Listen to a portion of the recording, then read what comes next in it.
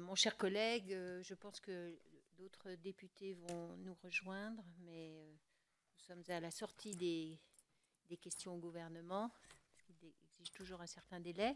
Donc nous concluons nos auditions en recevant notre collègue Monsieur Richard Ferrand, député du Finistère.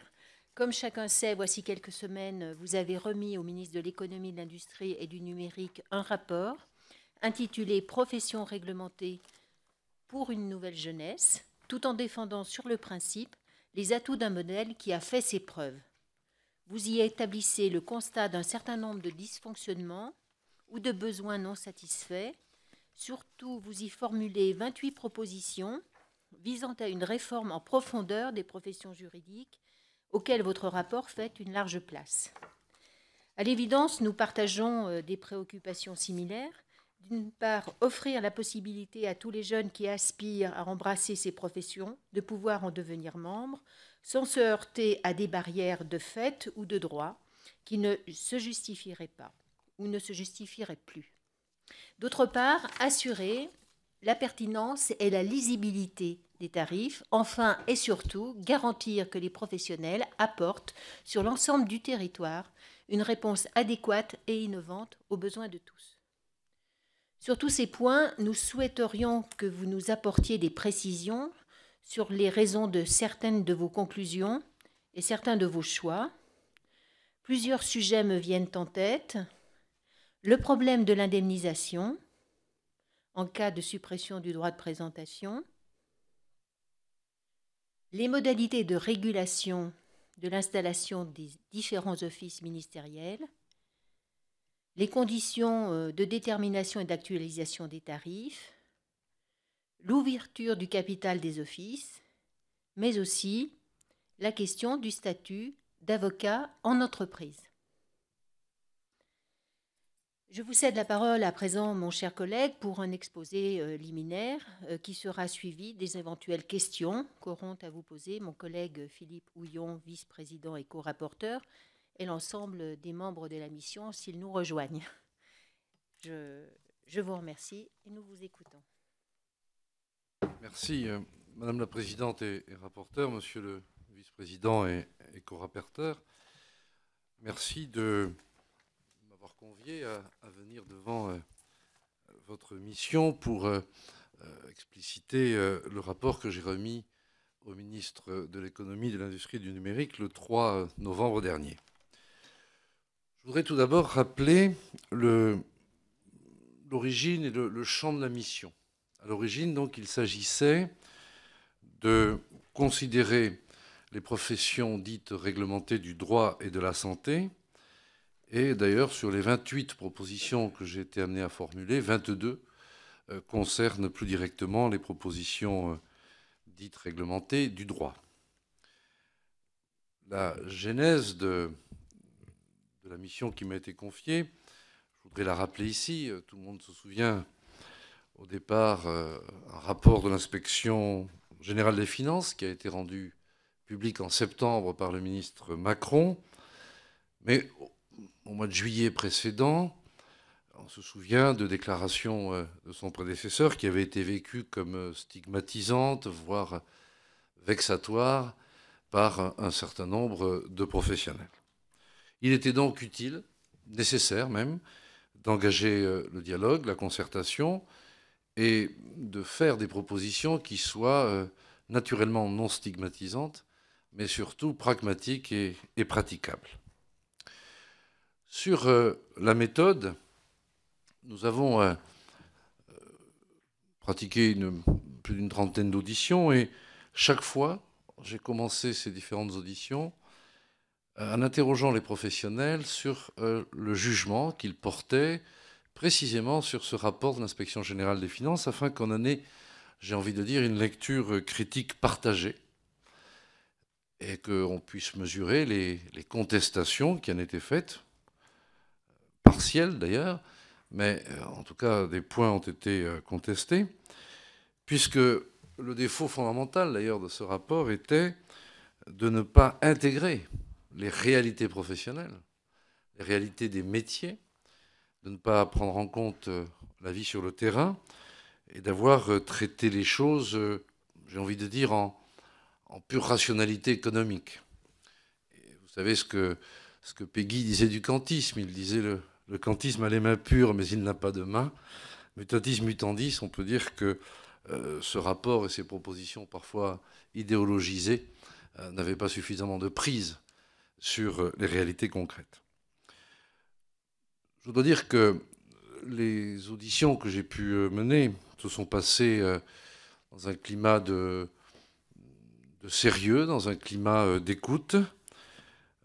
Je veux en remercier d'ailleurs devant vous les professions, les magistrats, les préfets qui se sont rendus très rapidement disponibles compte tenu des délais qui m'étaient impartis.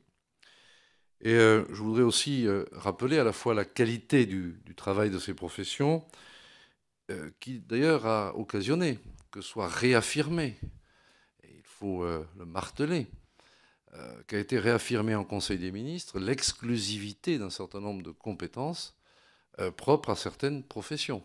Ceci à la mi-octobre. En clair, les actes authentiques pour les notaires, signification d'actes pour les huissiers, etc. Donc à l'issue de ce travail sérieux, approfondi, respectueux, vous avez pu prendre connaissance des 22 propositions que j'ai donc remises le 3 novembre. Toute la démarche a reposé sur 4 fondements. D'abord, veiller à n'altérer en rien la sécurité juridique qui est aujourd'hui, dont les professions sont aujourd'hui garantes. Veiller à un maillage territorial dense, qui est sans doute perfectible, mais en tout cas, veiller à cet enjeu.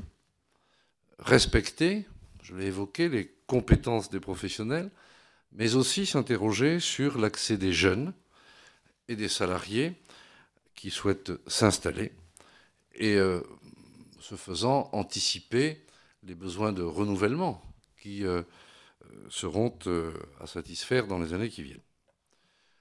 Un autre enjeu était celui des pratiques tarifaires. Nous avons constaté, et vous l'avez sans doute vous aussi constaté, qu'au fond, depuis des années, des décennies, au fond, un certain nombre de professions et les pouvoirs publics se sont installés dans une cogestion convenue, qui faisait finalement, qui débouchait sur le fait que certains actes sont réalisés à perte, d'autres à rémunération insuffisante, tandis que d'autres permettent des rémunérations beaucoup plus avantageuses, et qu'il y a une sorte de péréquation empirique qui s'est installée, qui a été autorisée, qui s'est pérennisée. Il nous a semblé utile de remettre un peu de clarté dans ces pratiques tarifaires, de la lisibilité, de la transparence, et même d'envisager dans certains domaines une saine concurrence. S'agissant de l'organisation, du cadre juridique de l'exercice de ces professions, nous avons marqué le souhait de pouvoir faciliter l'interprofessionnalité d'exercice, mais aussi sur le plan capitalistique. Et je répondrai, Madame la Présidente, à votre question, mais chaque fois en donnant des facultés, en permettant, non pas évidemment en créant des obligations. Donc l'enjeu du rapport que la mission que j'ai conduite a remis est à la fois de permettre des modernisations, des adaptations d'un modèle qui, en effet, a fait ses preuves. Et j'ai envie de dire que réformer n'est pas casser. Il faut tout de même avoir ça à l'esprit, sauf à imaginer que ne rien faire serait toujours mieux. Donc le but de ce travail était d'alimenter la réflexion gouvernementale pour le projet de loi croissance et activité, et pour les professions de la santé, le projet de loi santé que Mme Touraine présentera au premier semestre 2015. L'ambition politique, en effet, était de donner une nouvelle jeunesse à des professions qui ont démontré leur pertinence, leur efficacité, mais auxquelles il convient de donner les moyens et les facultés de se moderniser. Voilà, Madame la Présidente, le propos liminaire que je voulais faire devant vous et le vice-président. Et si vous le souhaitez, je peux répondre aux questions que vous avez vous-même soulevées tout à l'heure. S'agissant si je posais une question, je vais les prendre dans le désordre, si vous le permettez. S'agissant de l'avocat en entreprise, j'ai eu l'occasion d'écrire que cette idée me paraissait être une mauvaise réponse à une question peut-être bonne, mais qu'en tout cas, ce projet, pour toute une série de raisons, me paraissait mauvais, et que par conséquent, mieux valait y renoncer.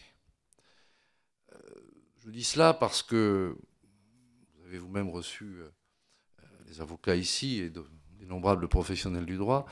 Il me semble en effet que le lien de subordination qui est créé entre un avocat et son employeur n'est pas compatible avec l'indépendance d'exercice de ce métier.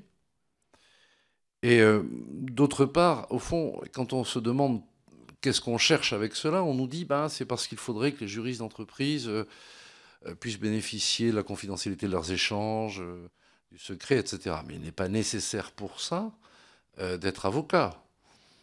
Si l'on souhaite organiser ou promouvoir une forme de confidentialité, il n'est pas nécessaire de prendre le métier d'avocat, le statut d'avocat ou la fonction d'avocat, en plus de l'amputer en disant mais il ne plaidera pas. Enfin, tout ça me paraissait à tous égards une mauvaise démarche, et j'ai eu l'occasion de l'écrire tout aussi clairement, et je le pense toujours.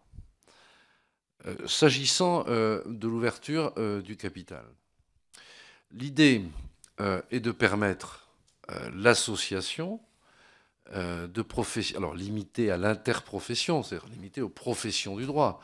En clair, le propos n'est pas, je l'ai lu ici ou là, du moins ce n'est pas ce que contient mon rapport, l'idée est de permettre des professionnels du droit de s'associer, soit pour exercer ensemble, soit pour ne pas exercer ensemble, mais en tout cas de permettre ces liens-là. Et bien entendu, les règles déontologiques et les incompatibilités qui existent s'appliquent aussi, quand bien même on permettrait cette ouverture. Sur l'actualisation des tarifs. Bon, par rapport à... Enfin, si je reprends ce que je vous disais tout à l'heure, ce système que j'ai appelé de cogestion empirique, fait qu'en vérité, un certain nombre d'actes, voire un grand nombre, sont assez déconnectés des coûts qu'ils génèrent, qu'ils nécessitent. Donc, je suggère dans le rapport qu'il y ait un rebasage de ces tarifs avec l'avis de l'autorité de la concurrence. Mais dans mon esprit, l'autorité de la concurrence devait à la fois contribuer à ce rebasage avec un avis conforme et tous les 5 ans organiser la réactualisation de ces tarifs et rendre un avis sur les propositions que pourrait faire le gouvernement, les pouvoirs publics. Je vais proposer une périodicité quinquennale.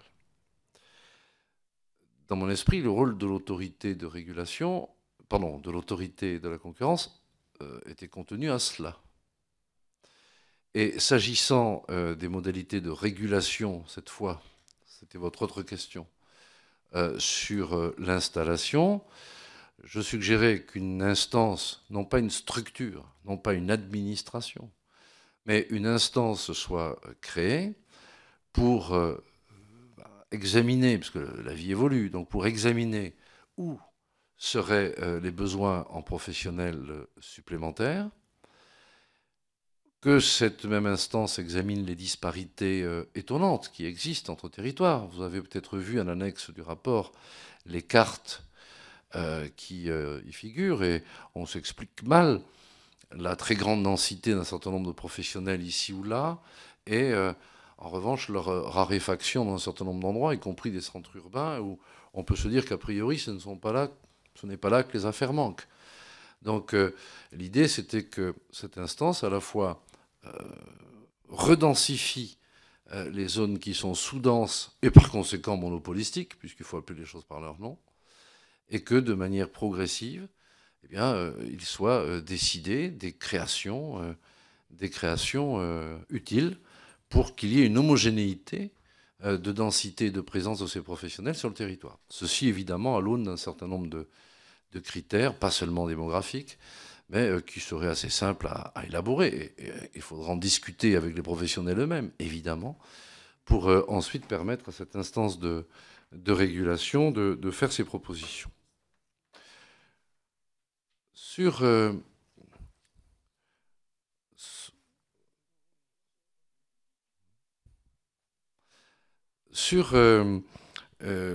notion d'indemnisation.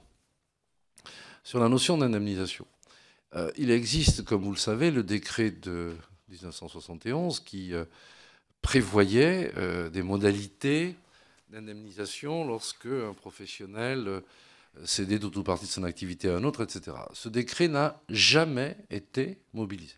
Jamais.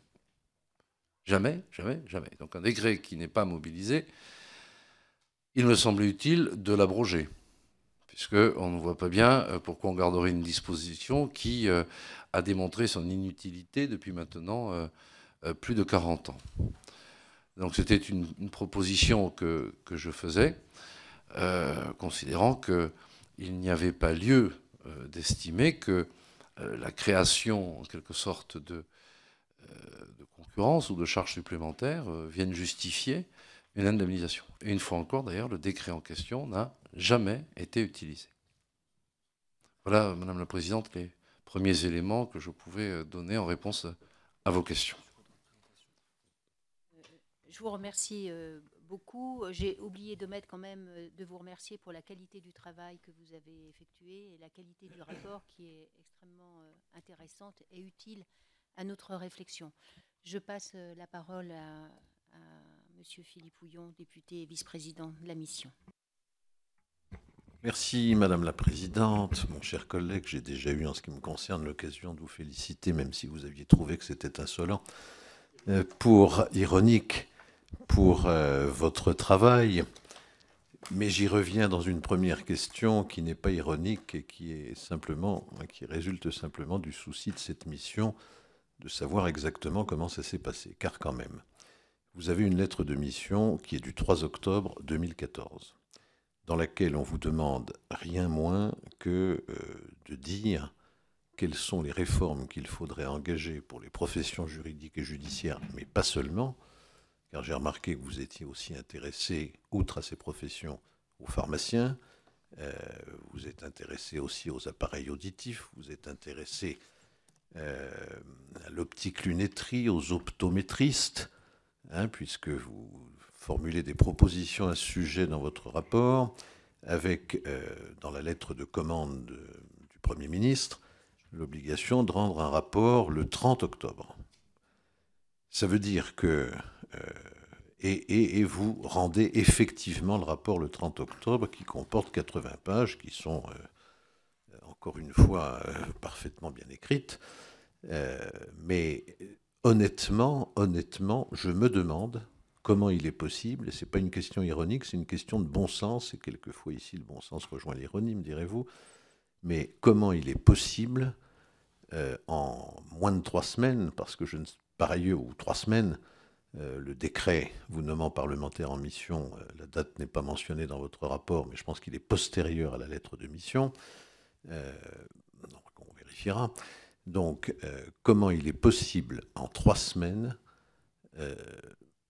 de faire un travail qui est un travail extrêmement important et qui vise à donner des solutions aussi larges que possible pour réformer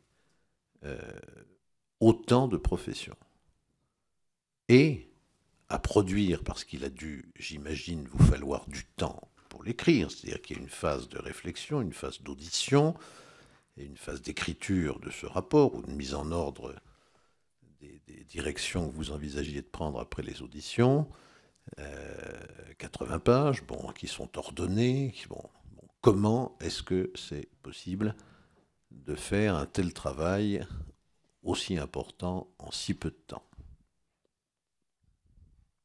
Merci, Monsieur le Président, Monsieur le coprésident de cette question, qui va me permettre de tordre le cou à un certain nombre d'agressions peu aimables que je peux lire notamment sur les réseaux sociaux et que, d'une certaine manière, résume assez bien votre question. En clair, est-ce que j'ai fait du copier-coller? Est-ce que c'était écrit avant même que je sois nommé à cette mission? Est-ce que c'est bidonné? Est-ce que je suis le vaguemestre de M. Macron? Voilà. Eh bien, non, en tout cas, enfin, faut autant se dire les choses, monsieur, c'est un peu. Alors, je vais vous raconter comment ça s'est passé, il n'y a aucun souci. Donc, je vais naturellement vous dire que ce n'est pas du copier-coller. Je vais naturellement vous dire que je ne suis pas le vaguemestre de M. Macron. Et d'ailleurs, vous verrez que dans le projet de loi qui sera le sien, hélas, toutes mes propositions ne seront pas reprises. Moyennant quoi, si j'avais fait soit du copier-coller, soit si j'avais été le petit télégraphiste. Vous connaissez le projet de loi, donc? Je vais aller au bout de ma réponse.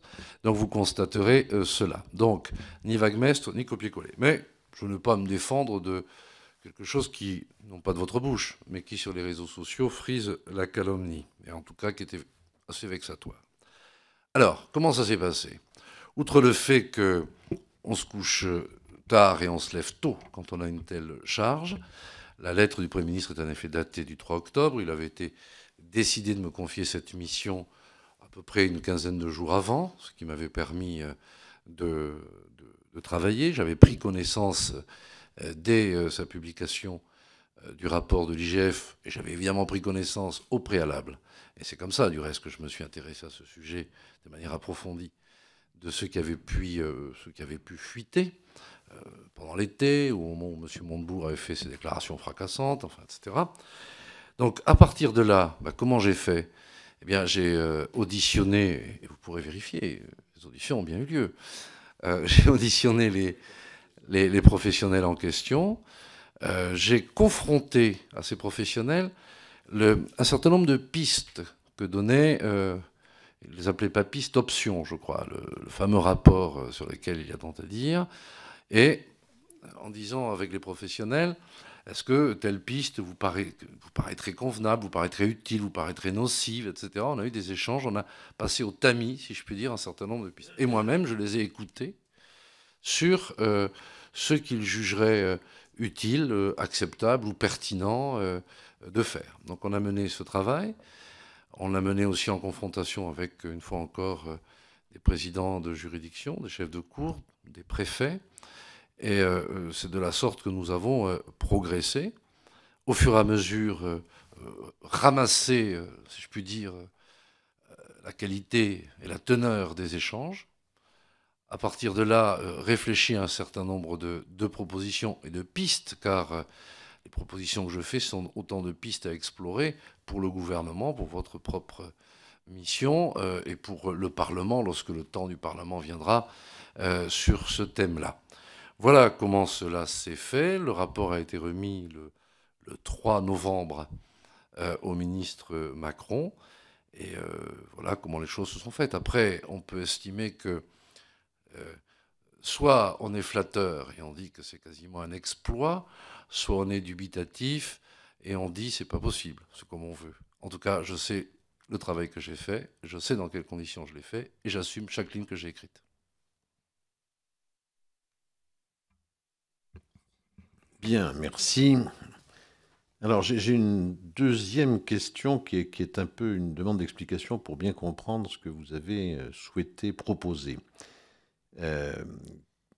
Sur l'installation, vous dites comme première proposition créer sans délai un nombre significatif de postes et d'offices pour les notaires, etc., pour les officiers publics et ministériels. Donc ça, c'est une pétition de principe, c'est-à-dire il faut en créer beaucoup.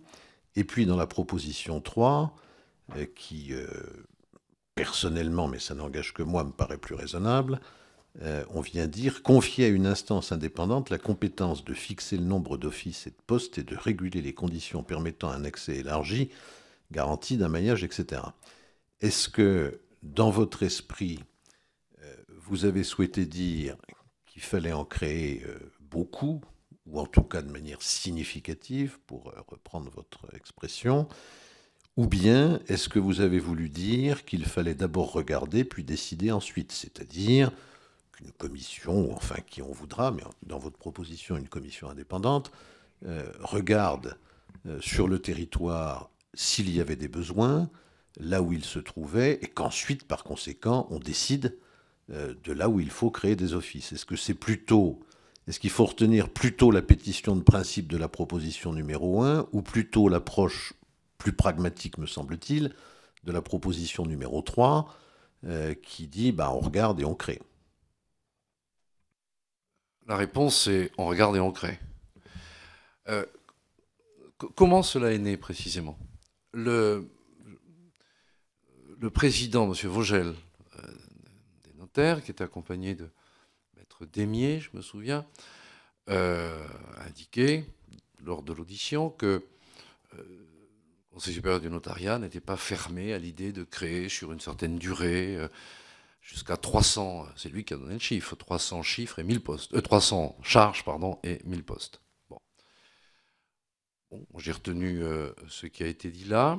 J'ai le souvenir tout à fait clair de la délégation des huissiers qui, lorsqu'on leur posait la question sur comment fait-on pour permettre à des jeunes d'accéder à votre métier, indiquaient qu'il fallait sans doute réfléchir, mais que des créations étaient possibles, des associations aussi, qu'il était possible de faire progresser cet objectif que nous souhaitions.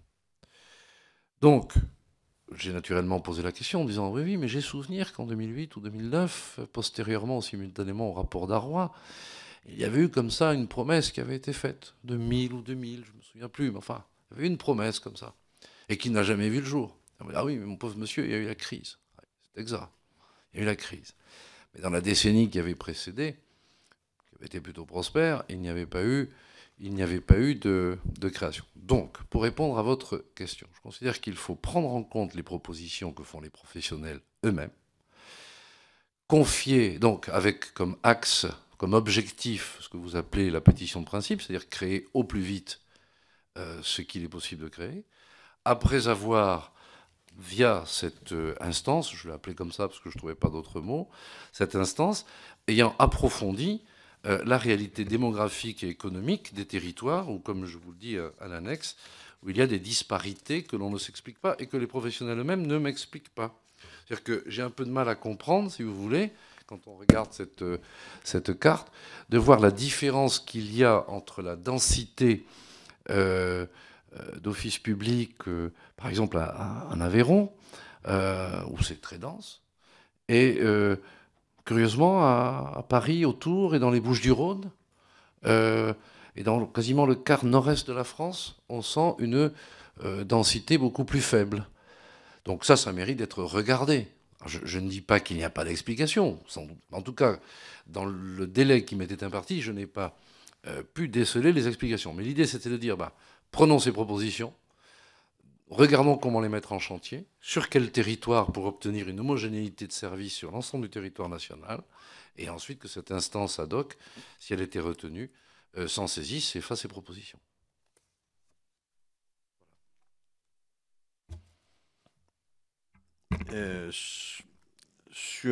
Vous proposez partiellement l'interprofessionnalité, mais par le biais de l'ouverture du capital. Mais, et c'est pour ça que je dis qu'à mon avis, ça demande beaucoup plus de temps que celui qui vous a été imparti, c'est que vous dites sous réserve, et vous avez raison d'ailleurs de le dire, sous réserve du respect des règles d'incompatibilité. J'ajouterais et déontologique, c'est-à-dire comme le secret professionnel, par exemple, qui n'est pas le même selon les professions. Est-ce qu'on n'a pas investigué là-dessus? Parce qu'en réalité, la plus-value, c'est pas de dire, selon moi, pardon, mais c'est pas de dire faudrait faire de l'interprofessionnalité. Darrois l'a dit depuis longtemps. On est d'accord ou pas d'accord, mais enfin, ce que je veux dire, c'est que c'est pas quelque chose de nouveau. Et je constate que depuis lors, le rapport Darrois, je ne sais plus de quand il date, mais enfin, ça fait quelques années maintenant, ça n'a pas été mis en place. Pourquoi? Notamment, pas que, mais notamment parce qu'il y a des questions techniques complexes. Et vous dites, il y a des questions techniques complexes. Donc oui, mais ce qui aurait été utile, c'est de regarder quelles étaient les questions techniques complexes et comment on pouvait, le cas échéant, les régler. Voilà, vous avez raison de dire oui, mais attention aux incompatibilités. Et j'ajoute, la question du secret, qui est compliquée, hein, et le cas échéant des règles déontologiques. Donc comment, et d'ailleurs, alors vous m'avez reproché l'autre jour de vous dire ça alors que ça ne correspond qu'à 2 ou 3 propositions, mais vous êtes d'une infinie prudence, je trouve, et je trouve et j'approuve en même temps. Vous êtes d'une infinie prudence puisque vous dites, bah, par exemple, pour le registre du commerce, il faut regarder. Et vous avez bien raison, parce qu'à mon avis, c'est un peu plus compliqué que ce que dit le projet de loi, si c'est le bon, puisque M. Macron, aujourd'hui, nous a dit qu'il n'avait pas de statut. Mais bon. Par exemple, sur la profession unique, bah, pour l'instant, seulement les huissiers et les commissaires, il faut regarder pour les mandataires. Et vous avez raison de dire ça.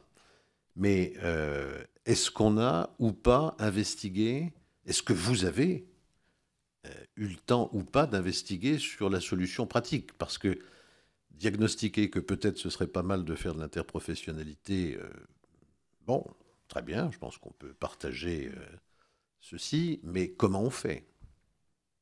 Est-ce que vous avez pu aller plus loin ou pas? Ou vous posez la question comme vous la retracez, question légitime d'ailleurs que vous posez. Monsieur le coprésident, monsieur le vice-président, pardon, si j'avais pu investiguer dans le temps qui m'était imparti, là, véritablement, ce serait devenu suspect. Ça aurait du moins renforcé la suspicion des sceptiques. Non, lorsque cette question est venue, mon réflexe a été de dire, mais est-on là en présence d'une bonne idée ou d'une fausse bonne idée? Et d'ailleurs, cette idée est promue et portée, profession unique de l'exécution, notamment, j'en ai un souvenir très clair, par les représentants des huissiers, qui l'ont défendu dans l'audition de manière très... Pourquoi pas? Et bon, partant de là, il m'a semblé que c'était tout de même des métiers qui avaient des fonctions qui me paraissaient extrêmement différentes entre un administrateur judiciaire, un mandataire de justice. Bon, qu'on pouvait comprendre qu'il puisse y avoir à certains égards une sorte de parenté avec les commissaires-priseurs judiciaires. Et donc, quand j'ai reçu les autres professionnels, je les ai interrogés là-dessus. Le président Huertas, un certain nombre d'autres, je leur ai dit quel est votre sentiment sur cette idée. Et j'ai envie de dire que l'intuition qui était la mienne a été confirmée par ces professionnels en considérant que imaginer que ces métiers puissent comme ça du jour au lendemain devenir uniques et les mêmes et que l'ensemble de leurs fonctions puisse être fusionné, si je puis dire, paraissait en l'état actuel des choses hautement improbable et à se demander où en serait le gain pour la société. Car, in fine, c'est ça qu'il faut se poser comme question. Donc c'est pourquoi, fort de cela, j'ai effectivement, et vous avez raison de souligner ma prudence, j'ai indiqué qu'il fallait sans doute, et peut-être votre commission le fera-t-elle, il fallait sans doute aller plus loin pour investiguer, pour voir est-ce une bonne idée, est-ce une fausse bonne idée, il y a-t-il des rapprochements possibles, mais qui seraient pertinents au service de l'intérêt public et de la vie des entreprises, parce qu'on ne joue pas au Lego, on regarde si cela peut servir. Ah donc, pour répondre précisément à votre question, ai-je investigué moi-même? Non. J'ai interrogé ces différents professionnels. J'ai constaté qu'une partie de ces professionnels militaient pour cette solution et que d'autres parties y étaient franchement hostiles et estimaient que leur profession était mal comprise si on en envisageait appelons ça une fusion, je ne sais pas comment il faut, je ne sais pas quel est le bon terme, enfin on se comprend, etc. Donc effectivement, j'ai pris acte de cela, et dans le rapport, je suggère seulement, en effet, qu'on engage une réflexion approfondie, parce que je me dis, si c'est une bonne idée, il ne faut pas passer à côté, et si c'est une fausse bonne idée, autant la mettre à jour. Mais dans le temps qui m'était imparti, je n'ai pas... Mais au bout du compte, on ne sait pas. Moi, je vous ai répondu ce que je pouvais vous répondre en l'état de mon travail, si vous voulez. Souligne simplement, et je m'en réjouis d'ailleurs, je souligne simplement votre prudence. Pardon ? Vous vous réjouissez qu'il sache pas. Non, je me réjouis de sa prudence que vous avez confirmé, parce que effectivement, de mon point de vue, et ça n'engage que moi, ce ne sont pas des questions aussi simples. Mais la plus-value pour la modernisation, ce qui était la lettre de mission une partie de la lettre de mission du Premier ministre, la plus-value, c'est de regarder si c'est pertinent ou pas. Ce que vous n'avez, j'ai bien compris votre réponse. Alors j'ai deux petites questions courtes sur les avocats en entreprise. Donc vous nous avez dit dans le propos liminaire quelle était votre position, vous nous l'avez dit très clairement, mais en revanche vous avez l'air d'être d'accord pour ce qu'on appelle le legal privilege, c'est-à-dire conférer la confidentialité des échanges ou des consultations, il faut voir ensuite quel est le périmètre exact, aux juristes d'entreprise. Donc si j'ai bien compris, vous ne souhaitez pas qu'ils deviennent avocats. Vous nous l'avez dit tout à l'heure, enfin c'est pas si j'ai bien compris, je pense que j'ai bien compris, vous avez été clair, mais vous seriez d'accord, semble-t-il, pour quand même instaurer ce privilège de confidentialité qu'ils réclament d'ailleurs. Et il m'a paru, si vous voulez, qu'il valait mieux, parce que ce besoin est exprimé, notamment par les entreprises. Il m'a donc paru plus utile de chercher une réponse par le contenu que par le statut. Donc, lorsque on dit, mais pourquoi les promoteurs de ce statut d'avocat d'entreprise, on leur dit, mais pourquoi vous le voulez? Ça doit servir à quoi? Ça doit répondre à quel besoin? On vous répond, effectivement, comme vous le dites, c'est assurer la confidentialité, etc., etc. Donc, dans ces conditions, il m'a paru plus opportun de dire, regardons comment ce legal privilege pourrait être consenti, en bornant d'ailleurs avec un certain nombre de limites, notamment pour les investigations en matière fiscale ou de blanchiment, enfin je le précise quelque part dans le rapport, mais essayons plutôt de répondre aux besoins tels qu'il est exprimé, plutôt que de créer un statut qui, moi, par ailleurs, me paraît inadapté et pas conforme à la définition de ce métier d'avocat. Donc, si vous voulez, j'ai cherché, quand je vous le disais en propos introductif, j'ai cherché des solutions pragmatiques ou praticables. Et il m'a semblé plus opportun de dire, bon, bah, puisqu'il y a ce besoin, et on comprend les besoins des entreprises qui ont besoin de bénéficier de la confidentialité, notamment à l'international ou autre, dans la négociation de contrats, enfin, ils expliquent ça très bien. Mais à ce moment-là, regardons si on ne peut pas le faire en donnant une réponse sur le contenu, plutôt que par un statut qui ferait qu'on aurait un avocat amputé de ses capacités par ailleurs. Enfin, voilà. C'est pour ça qu'en effet, j'ai dit, si nous devons répondre à ce besoin, alors regardons plutôt à le faire ainsi. C'est cela, effectivement, Monsieur le Vice-président, que j'ai écrit dans mon rapport. Oui. Merci. Enfin, une dernière question pour ne pas monopoliser la parole. J'ai compris que vous étiez pour la suite en matière de postulation des avocats, que vous étiez favorable à la suppression du tarif de postulation, avec un petit point technique sur les ventes, enfin qui n'est pas abordé dans le rapport, mais dont il faudra, le moment venu, sans doute parler. Et non pas à la suppression de la postulation, mais à une extension territoriale au niveau de la Cour d'appel. Bon. Je ne sais pas si vous avez lu l'étude d'impact. Non. Est-ce qu'on a regardé, parce que c'est quand même... Quelle étude d'impact, vous ? Comme rien n'a de statut, pardon,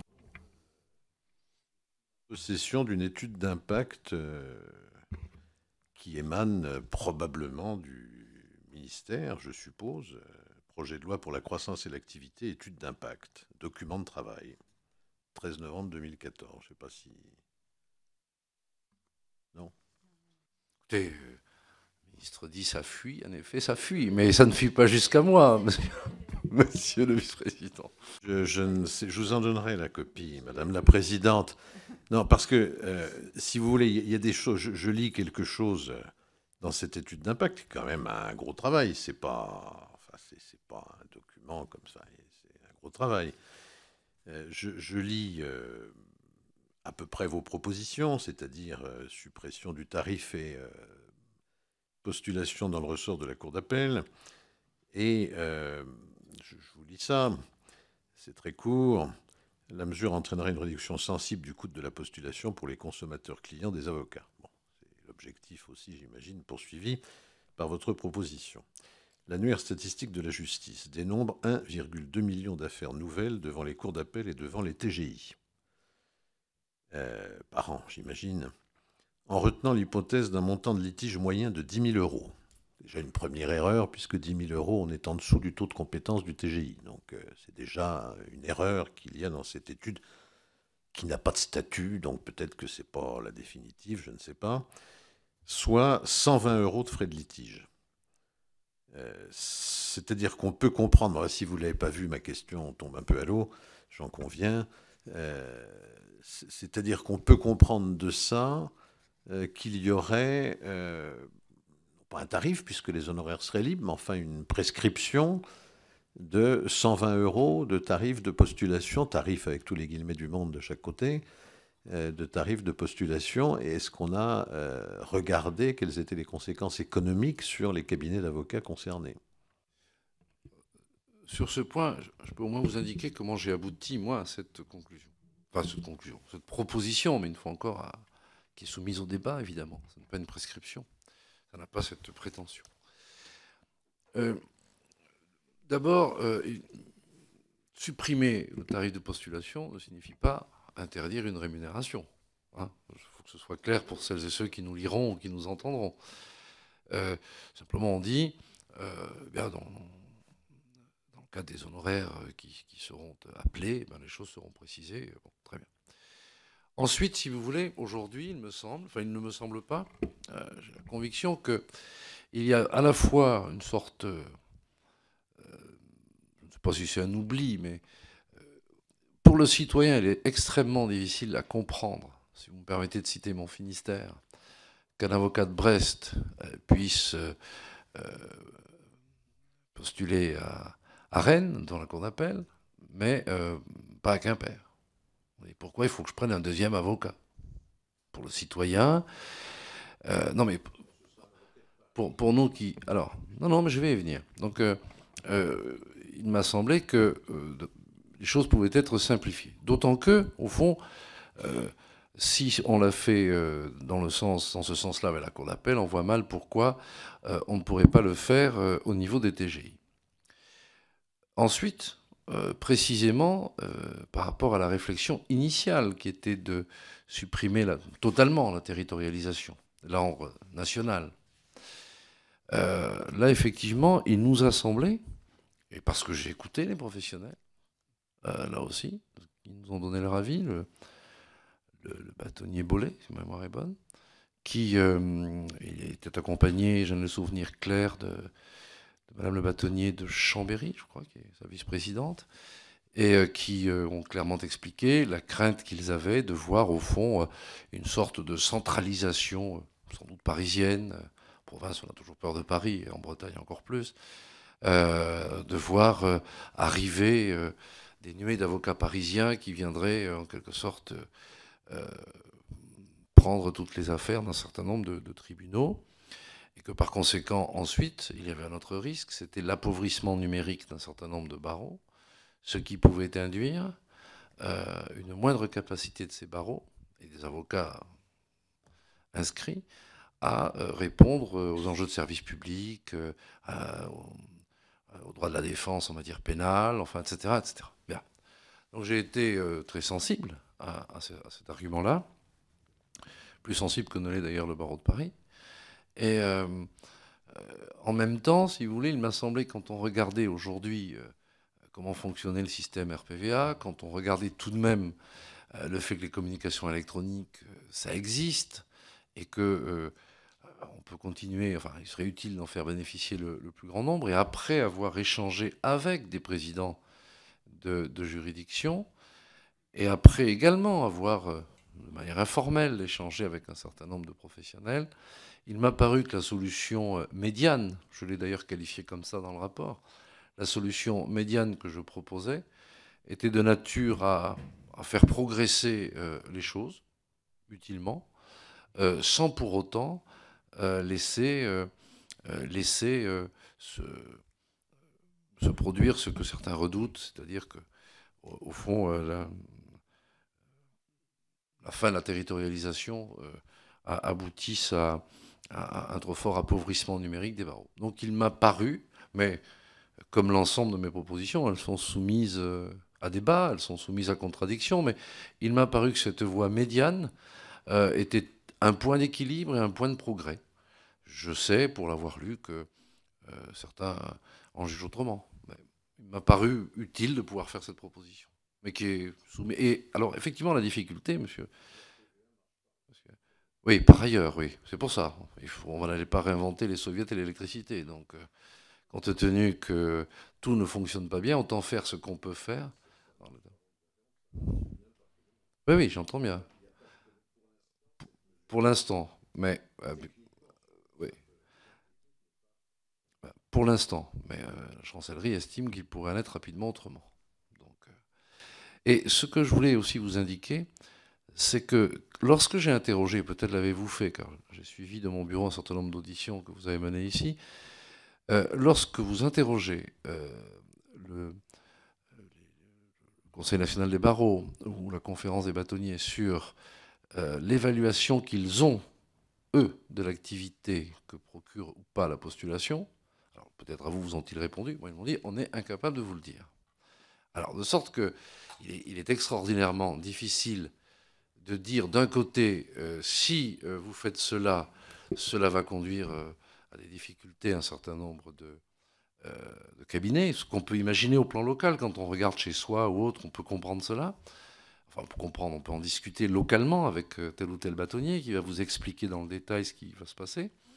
Mais il est extraordinairement difficile de dire qu'il existerait une anticipation de l'impact, puisque de l'aveu même des représentants de la profession, ils ont une intuition des choses, mais ils n'ont pas une capacité à démontrer cette intuition. Donc moi, il me semble d'ailleurs, là aussi, que, alors je ne sais pas si cela incombe à la chancellerie ou aux professionnels, mais il devient urgent quand même de s'équiper d'un certain nombre de données qui permettent, lorsqu'on veut réfléchir à des sujets comme celui-là et comme à d'autres, d'avoir une visibilité meilleure. Mais pour autant, ce n'est pas parce qu'on n'a pas une grande visibilité que l'on doit négliger le fait que les nouvelles technologies peuvent aussi servir la justice, qu'un certain nombre de choses peuvent bouger.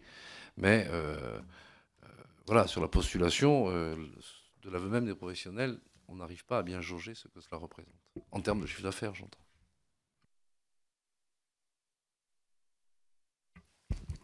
Merci, merci beaucoup, Richard Ferrand. Moi, deux petites questions en complément, puisque le temps passe et qu'il ne reste plus que 7 minutes.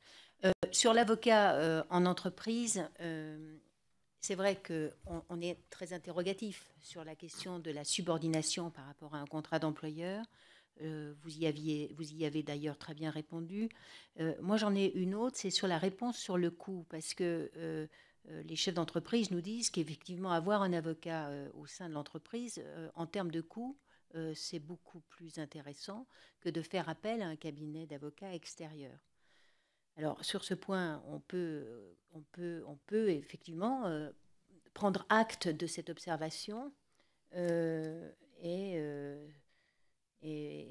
apprécier peut-être sur ce point. Moi, j'aimerais sur ce point que vous ayez quelques éléments peut-être à nous communiquer. La deuxième question, plus vaste, c'est que vous avez bien répondu sur l'indemnisation lorsque il est question de nouveaux offices. En revanche, et vous le traitez dans le rapport, sur l'indemnisation en cas de suppression du droit de présentation, que vous proposez donc de dissocier dans une argumentation tout à fait intéressante de la notion de clientèle. J'aimerais que vous en parliez un peu plus. Comment vous êtes arrivé à cette notion d'indépendance entre l'exercice du droit de présentation, entre le titre et la finance, comme vous le dites dans votre rapport, et la conclusion que vous en tirez, que la suppression du droit de présentation ne saurait donner lieu à l'indemnisation de la part de l'État.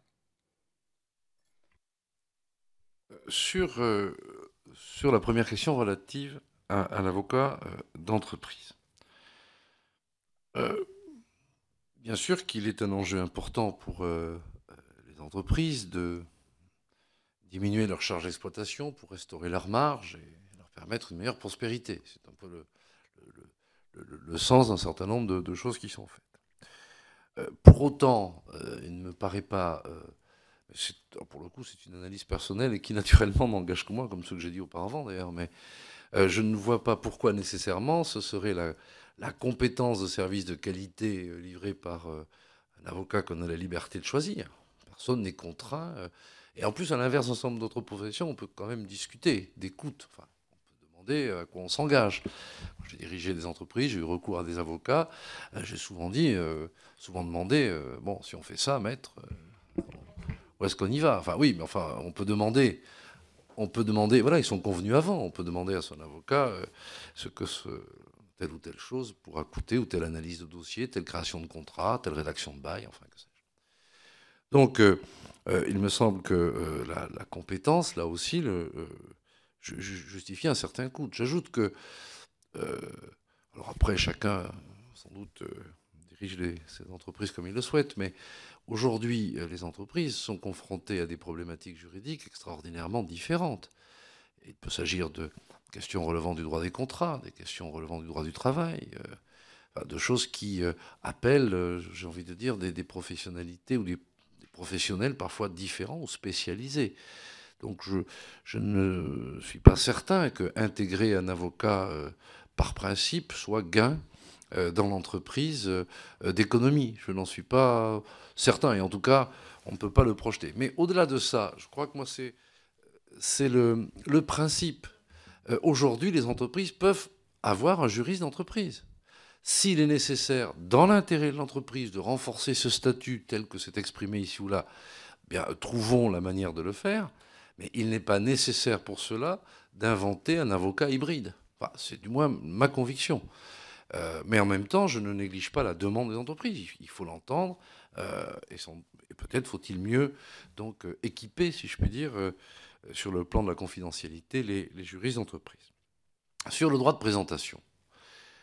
Sur le droit de présentation, je trouve, une appréciation subjective, mais enfin j'ai lu beaucoup de littérature dans la doctrine qui partage cela aussi. Je trouve qu'il y a un minima, on va le dire comme ça, un certain archaïsme à se dire au fond que, et je ne parle pas de la capacité à s'associer, j'y reviendrai, il y a un certain archaïsme à faire en sorte que finalement, il y a toute une génération, on va dire, qui a toutes les aptitudes pour être, par exemple, notaire, qui peut donc prétendre à exercer ce métier à son compte, comme l'on dit, qui est dépositaire d'une partie de l'autorité publique. Donc tout de même, on n'est pas là simplement dans la profession libérale stricto sensu, loin s'en faut. Eh bien, que ce soit celui qui détient la charge qui choisit son successeur. Alors, pour le coup, c'est peut-être idéologique ce que je veux dire, mais cela me paraît plus relevé d'ailleurs de l'intention du législateur de 1816, qui avait plus le souci de la sécurité dynastique que de l'égalité républicaine par définition. Donc il me semble qu'aujourd'hui, dire que lorsque les gens sont formés, qu'ils puissent par concours pouvoir réussir à obtenir de devenir titulaire de telle ou telle charge, cela me paraît, j'ai envie de dire, tout à fait conforme à nos valeurs et à notre époque. D'ailleurs, je note que des choses un peu semblables se font en Alsace-Moselle. Et pour avoir échangé avec des professionnels de ce territoire, les choses donnent autant satisfaction. Donc, oui, je suis favorable plus à l'égalité républicaine qu'au libre choix de présentation, comme disait la loi de 1816, à Sa Majesté. Aujourd'hui, c'est au parquet. Bien, voilà. Alors après, pourquoi je dis que je ne... alors, je veux préciser quelque chose là-dessus, parce que là aussi, j'ai reçu beaucoup de courriers en me disant « mais vous êtes vraiment totalement incompétent, vous devriez connaître ce qu'on appelle l'affectio societatis, et qu'on ne peut pas obliger... » Voilà, et qu'on ne peut pas obliger Pierre à s'associer avec Paul. Donc, je remercie toutes celles et tous ceux qui voulaient ainsi améliorer ma culture, mais et j'y ont contribué d'ailleurs. Mais ce dont il est question ici, c'est évidemment qu'on ne va pas forcer quelqu'un à s'associer avec quelqu'un d'autre, tout simplement parce que c'est impossible. Et il n'est pas souhaitable que cela devienne possible, d'ailleurs, de mon point de vue. Ce que je dis, c'est que lorsque une charge est créée, ou encore qu'en tant que telle, elle est cédée, je considère que la voie du concours, ce qui in fine représentera sans doute peu de choses, mais la voie du concours est préférable au droit de présentation, dès l'instant que, évidemment, les conditions sont toutes remplies, y compris l'accord financier entre les parties sur la cession de la finance de l'office. Alors en effet, moi je fais cette distinction, je ne suis pas le seul, je ne l'ai pas trouvé tout seul, où il me semble que l'on peut distinguer la valeur, évidemment, la valeur réelle de ce que vous appelez une clientèle, enfin, le fait que le travail a produit un patrimoine. Donc ça, à aucun moment je n'ai suggéré de le remettre en question. C'est la notion de droit de présentation, donc de choix de son successeur, qui, de mon point de vue, devrait relever d'une transparence publique, ou enfin, là aussi à préciser et à organiser, et non pas seulement du libre choix, dès l'instant que l'ensemble des conditions d'honorabilité, de formation, mais aussi de capacité à réaliser la transaction avec le cédant, dès l'instant que toutes ces conditions seraient réunies. Et par conséquent, comme je ne vois pas quel serait le préjudice qui justifierait une indemnisation, il m'a semblé que dès l'instant que la valeur des choses cédées n'était pas remise en cause, je ne vois pas en quoi la fin du droit de présentation, qui à mon avis peut être déconnecté de ce qui est cessible, devrait ouvrir droit à indemnisation. Et là-dessus, un certain nombre d'articles assez de professeurs de droit ou autres portent cette thèse. D'autres, évidemment, portent la thèse inverse. Vous comprenez bien que le monde universitaire permet tous les débats. Et d'ailleurs, j'ai lu aussi récemment que l'on disait la décision du 21 novembre du Conseil constitutionnel explique donc que cette proposition n'a aucun lendemain. C'est idiot. Il suffit de lire la décision du Conseil constitutionnel. Le Conseil constitutionnel dit simplement que le droit de présentation, finalement, n'est pas constitutionnel, si je puis dire, donc est conforme à la Constitution, mais il ne dit nulle part qu'il a une valeur constitutionnelle. Et il ne dit pas non plus que c'est un élément. Voilà, c'est tout. Exactement. Et c'est précisément dit. Et donc, voyez-vous, contrairement à certaines lectures furtives ou des interprétations hâtives, j'ai interprété personnellement cette décision comme un encouragement à légiférer, y compris sur ce point. C'est ce que nous dit le Conseil. C'est un engagement à la responsabilité du législateur. Oui. C'est ce que nous dit le Conseil constitutionnel. On retourne vers la loi et vers le législateur. Très bien. Bah, écoutez, merci beaucoup. Si vous voulez. De la présence de notre collègue. C'est un commentaire-question, donc j'ai bien écouté ce que vous avez dit, qui est toujours parfaitement clair, donc je vous en remercie. Non, mais je le pense. Quid parce que ce n'est pas un droit de présentation, mais la clause d'agrément qui est inscrite dans les formes d'exercice en société, c'est une forme de droit de présentation.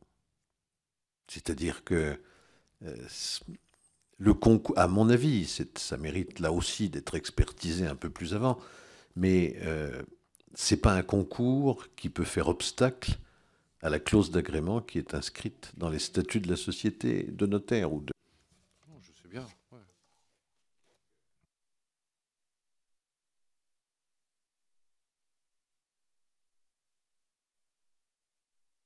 Bien, bah écoutez, vous remercier d'avoir pris le temps de m'entendre et vous souhaitez de conclure vos travaux que je lirai avec la même attention que vous avez bien voulu lire les conclusions de mes travaux.